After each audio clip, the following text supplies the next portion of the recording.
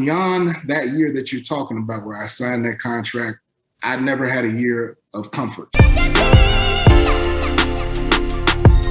Talk about how the satisfaction that came over you when that organization believed in you that much to invest that type of money in you.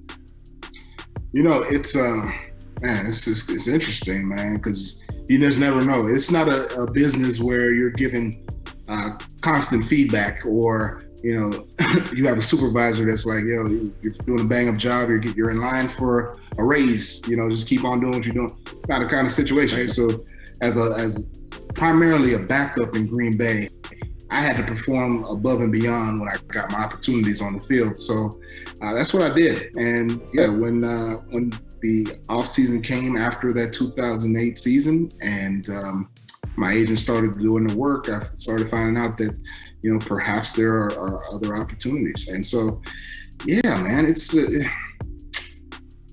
just one of those situations, man, where it's business. And that's the thing that we all got to understand, that professional sports is as much of a Fortune 500 business as anything else in this world. There's nothing that surprises me when I look at NFL, and you see a guy that may be drafted first round this year that's cut next year, right?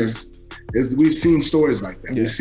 We've seen guys that have played a number of years, have been perennial all-pros and been the face of franchises that end up having to go elsewhere because of the fact that the organization is moving in another direction, whether that be because they have a new head coach, new management, whatever, right? Those are just situations that happen in that business. So, I'm just glad that I was able to have the career that I had.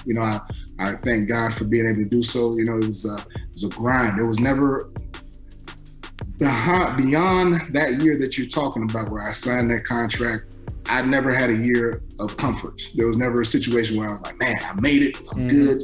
It was always competing. If I didn't compete, if I wasn't competing, I felt like I was going to be, because of the fact of how my career started, and because of the fact that I was an undrafted free agent, I just always knew that I had to grind. And so I was focused on just sticking to the grind.